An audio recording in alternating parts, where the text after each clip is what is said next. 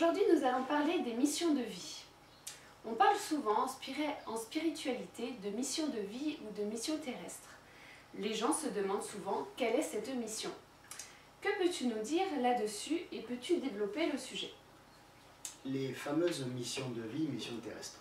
Oui, il y a en effet beaucoup de gens, j'ai souvent, en 35 ans, j'ai souvent entendu cette question, d'après vous, d'après toi, quelle est ma mission de vie? Alors déjà, il y a une chose que j'aimerais dire à ce sujet. Toujours à la lumière de la psychologie ésotérique, de la psyéso donc, comme vous le savez, la psyéso s'occupe de la partie dont les gens n'ont pas trop envie de s'occuper normalement, de la partie qui nous alourdit, de la partie qui nous salit, de la partie qui nous empêche d'être nous-mêmes et d'être complètement, spontanément nous-mêmes. Donc voilà, en fait la psyéso parle de ce que personne n'a envie de dire. Hein, voilà. Donc les gens qui se posent la question, quelle est ma mission de vie? Moi j'ai envie de leur demander, pourquoi celle qui a déjà commencé ne vous convient pas? Parce que se poser la question, quelle est ma mission? Ça sous-entend déjà qu'on ne la connaît pas. Et même, ça sous-entend qu'on ne l'a pas encore commencé. Or, je vois mal une personne qui aurait par exemple une trentaine ou une quarantaine d'années qui attendrait de faire sa mission de vie. Voilà. Bon, déjà, d'un point de vue purement psychologique, on peut dire que si les gens posent la question quelle est ma mission de vie, ou j'aimerais bien la connaître, j'aimerais bien apprendre ce que je suis venu faire sur Terre, c'est que simplement, ça sous-entend, et ils ne s'en rendent pas compte, que ce qu'ils font, ce qu'ils ont vécu, ce qu'ils sont depuis le début de cette incarnation, ben, ça ne leur convient pas, ça ne leur plaît pas, ou du moins ça ne leur suffit pas. Bon, ça c'est la première réflexion qui est intéressante de se faire. Après, il y a une autre réflexion qui serait intéressante, c'est de demander aux gens, je l'ai souvent fait, hein, demander aux gens, ok, mission de vie, mais d'après toi, c'est quoi une mission? Parce que c'est bien beau de chercher sa mission, mais si on cherche une chose sans savoir ce qu'on est susceptible de trouver, on risque de chercher longtemps. Donc c'est quoi une mission de vie? Alors, si les gens cherchent une mission de vie comme comment on pourrait dire ça, un agent secret cherche une mission à la James Bond, c'est sûr qu'il n'y aura pas beaucoup de missions. Il faut bien se rappeler que quand on vient et qu'on s'incarne, cette fameuse mission de vie ne sera pas une mission psychique ou spirituelle, elle sera nécessairement une mission de vie terrestre. C'est pour ça qu'en psyéso, on ne parle pas de mission de vie, on parle de mission terrestre, hein, plus exactement. Bon, on emploie aussi le mot mission de vie parce qu'il est plus connu, il est employé depuis longtemps, mais disons que le vrai terme c'est mission terrestre. Parce que si on vient sur la Terre et qu'on s'incarne dans un corps pour faire une mission en rapport avec l'invisible, ben, autant ne pas venir, hein. Autant que le soi nous engendre, mais de l'autre côté, parce qu'on peut aussi bien s'incarner dans l'astral, etc. Donc il faut bien se mettre dans la tête que les gens qui ont une mission spirituelle restent dans les mondes invisibles. Ils s'incarnent, le soi envoie l'extension au niveau mental, au niveau astral, ou plus haut, même peu importe. Mais de toute façon, jusqu'au plan causal, c'est le plan incarnatoire, hein, c'est le monde de l'incarnation. Mais une personne qui est incarnée sur Terre, si le soi a envoyé son extension dans un corps de chair, nécessairement, mais à 100%, il n'y a pas à douter, ce sera une mission qui sera typiquement terrestre. Voilà. Ça, c'est le premier point qui est très important. Ne cherchez pas des missions à faire des combats dans l'astral, comme une fois une personne m'avait sorti. Moi, je suis né pour faire ça, je passe mon temps de libre à combattre les démons dans l'astral. Je me suis pensé, bon, ben alors votre soi, il n'est pas très évolué. Je ne lui ai pas dit, bien sûr, mais j'ai dit, son soi n'est pas très évolué parce qu'il aurait pu l'incarner sur le plan astral, et comme ça, se battre dans l'astral, il aurait été en plein dans son monde, et il aurait pu faire ça 24 heures sur 24. Voilà, donc à partir du moment où on a un corps physique, la mission de vie, c'est une mission typiquement terrestre. Bon, attention, cela dit, ça ne veut pas dire qu'une mission terrestre est nécessairement une mission, on va dire, terre à terre. C'est une mission terrestre dans le sens qu'elle concerne la vie usuelle, la vie socio-professionnelle, la vie sociale, le relationnel, etc.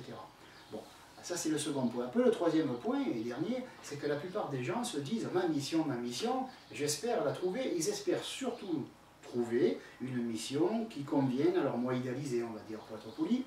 En fait, ce qu'ils veulent, c'est une mission grandiloquente, une mission où ils vont sauver la moitié de l'humanité, et l'autre moitié sera sauvée par leurs frères ou leurs sœurs. Voilà. Donc c'est ça qu'ils veulent. Ils veulent faire un peu des missions comme les Américains font leurs films. À chaque fois qu'il y a un film de science-fiction, c'est les Américains qui sont au milieu. S'il y a un ovni qui s'écrase, c'est en Amérique. Ça ne peut pas être en Europe centrale, c'est nécessairement en Amérique. Et qui sauve la planète? Les Américains. Bravo. Voilà. Donc ben, si on a ce genre d'état d'esprit qui est basé sur le moi idéalisé, il est certain que la mission de vie, il faudra au moins être 2 fois l'abbé Pierre et 3 fois sœur Marie-Joseph des Anges qui va soigner les lépreux en Afrique. Voilà. Donc il faut arriver à être raisonnable. Votre mission de vie, c'est simplement ce que vous avez vécu depuis que vous êtes né, c'est tout.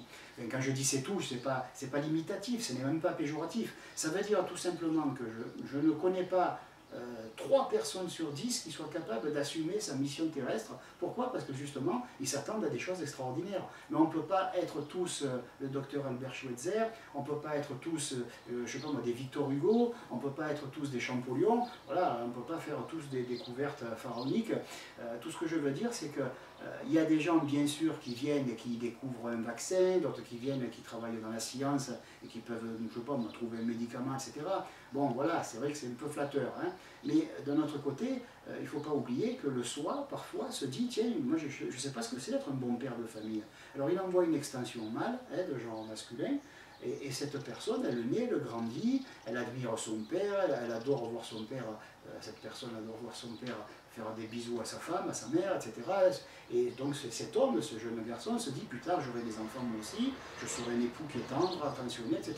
Et en effet, plus tard, il a des enfants, c'est un époux tendre et attentionné, un jour ils construisent une petite maison, comme ça ils n'ont plus de loyer à payer, ils sont tranquilles, ils vivent une vie heureuse, ils ont beaucoup d'enfants, et le monsieur meurt de sa belle mort dans son lit, à 80 ans par exemple, et il a eu une vie très épanouie, très heureuse. Bon, mais ça c'est une mission de vie. C'est une des plus belles missions de vie d'ailleurs. Ce n'est pas la seule, mais c'est une des plus belles.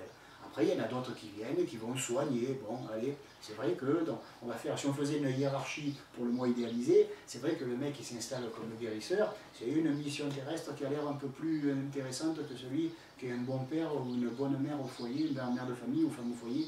C'est des missions de vie aussi, mais le guérisseur c'est mieux. Après, celui qui va donner des cours et qui va faire des conférences tout autour du monde et qui va devenir mondialement célèbre, c'est aussi une mission de vie, bien sûr.